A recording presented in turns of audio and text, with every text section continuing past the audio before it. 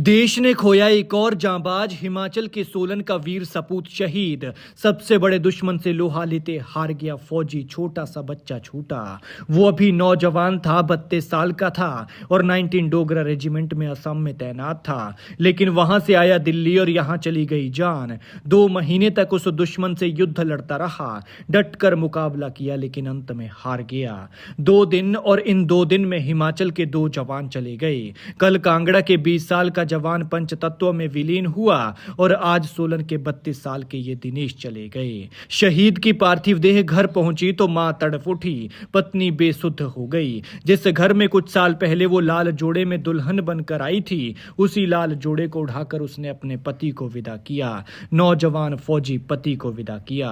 बाप का भी रो रो कर बुरा हाल है और वो छोटा सा बच्चा पापा को देखकर यही पूछता रहा कि मेरे पापा को क्या हुआ है। ये सोलन के तुंगल के दिनेश कुमार 19 डोगरा रेजिमेंट में असम में तैनात थे। अपनी नौकरी में इन्होंने कई दुश्मनों से सामना किया, कईयों को ठिकाने लगाया तो कईयों को सीधा किया, लेकिन कोई इनका बाल भी बांका नहीं कर पाया।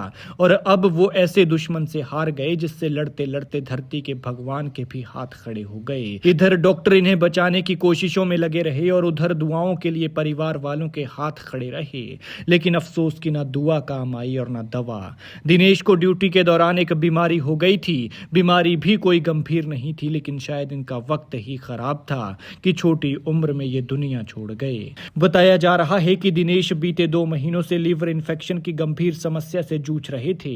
परिजनों के मुताबिक दिनेश को पीलिया हो गया था, जो धीरे धीरे लीवर इन्फेक्शन में बदल गया। डॉक्टर्स ने उनकी हालत को गंभीर मानते हुए उन्हें दिल्ली के एक बड़े अस्पताल में रेफर किया, जहां इलाज के दौरान 22 फरवरी की रात को उन्होंने अंतिम सांस ली। उनकी शहादत की खबर से पूरे परिवार और पूरे गांव में मातम पसर गया है। रविवार को शहीद दिनेश डोगरा का पार्थिव शरीर उनके पैतृक गांव लाया गया। इस दौरान पूरे इलाके में जब तक सूरज चांद रहेगा दिनेश तेरा नाम रहेगा जैसे नारे गूंजते रहे।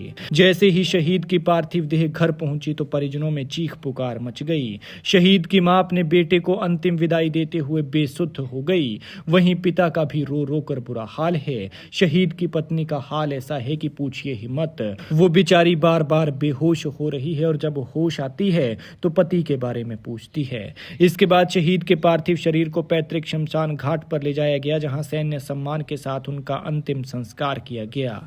उनकी अंतिम यात्रा में सैकड़ों ग्रामीण, सेना के जवान, प्रशासनिक अधिकारी और जनप्रतिनिधि शामिल हुए। शहीद दिनेश अपने पीछे माता पिता, पत्नी, अपने बड़े भाई और 2.5 साल के बच्चे को छोड़ गए हैं। खैर, भगवान शहीद की आत्मा को शांति दे और दुखी परिवार को दुख सहने की शक्ति। साथ ही शहीद के सम्मान में कमेंट में जय हिंद जरूर लिखें।